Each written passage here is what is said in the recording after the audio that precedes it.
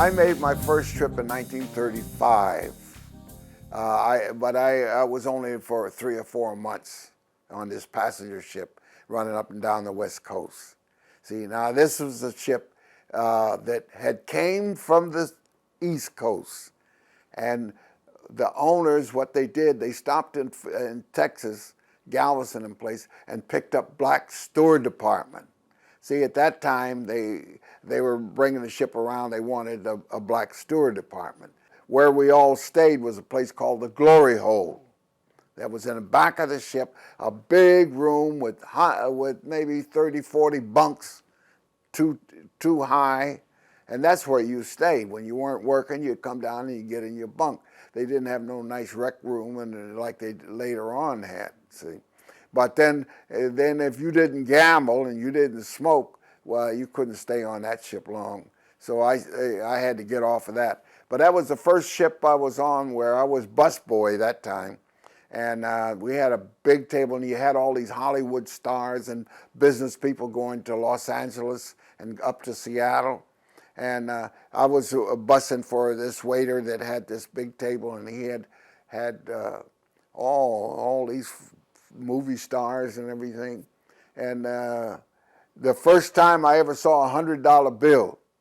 So that's how they were tipping. Those waiters made good money in them days. You know, it was different from the ones that I seen on the Clyde and Mowry line. Yeah, and the first time this party left, and this leader of the party, he slipped this bill down there. Of course, I wouldn't even touch it, you know. So this guy got a $100 bill, and this is in 1935, 36. But it was later, after I started moved to start shipping out of New York. Then everything changed, and see. But always I did have the desire that I wanted to be an officer. I wanted to be, I didn't know whether I wanted to be an engineer or not, but I know I wanted to be a merchant marine officer and travel to all these countries, you know, and I just wanted to travel, see. So, but it all came once I left the West Coast and went to the East Coast. I started shipping on the East Coast in 1937, and I stayed there till 43. I was a bellboy on a ship called the Seminole, and it runs from New York to Charleston, Jacksonville, and back in 7 days. See? But I was bellboy on this passenger. They carried 300-400 passengers. In them days, you didn't have the airlines. People rode the ships up and down the coasts and wherever they went. The crew on this, in the steward department on this ship, were from Jacksonville and Charleston. See, and they were just so different from the rest of us, and sometimes you couldn't understand what they were talking about, and what, you know, the way they and their habits. All they did when they were off hours is smoke, drink, and gamble.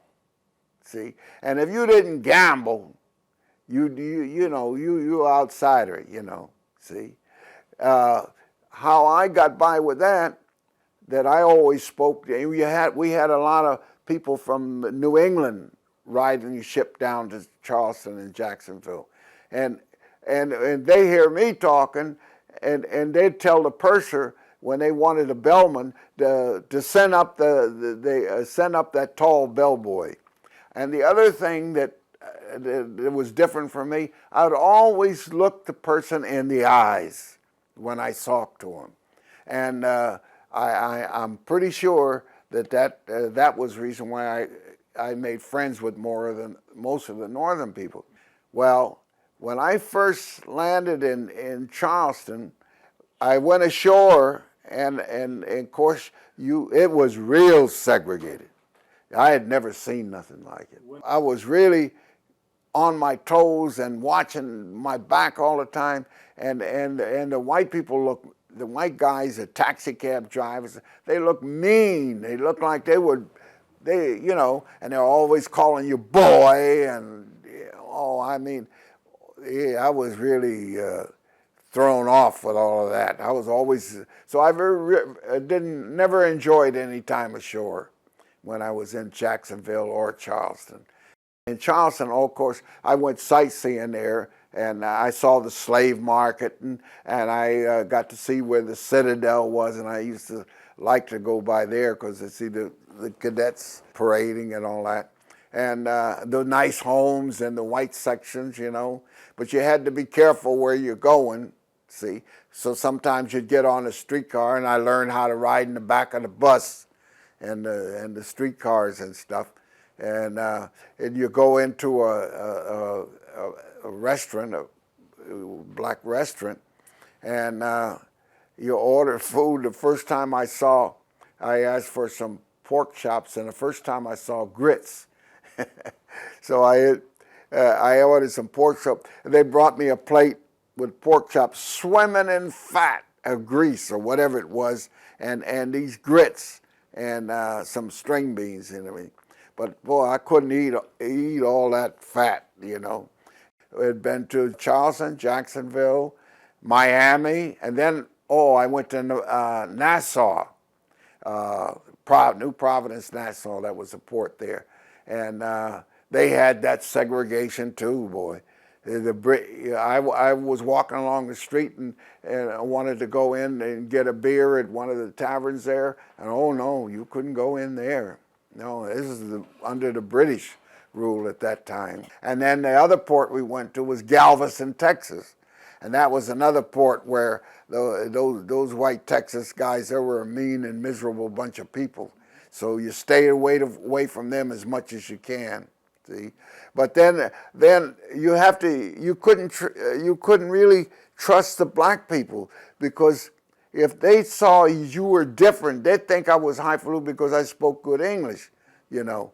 And I'd have to watch them, because, you know, I think black people really, especially those who are down south, are the most envious people in the world. If you got something that they don't have, then they got to try to bring you down, you know.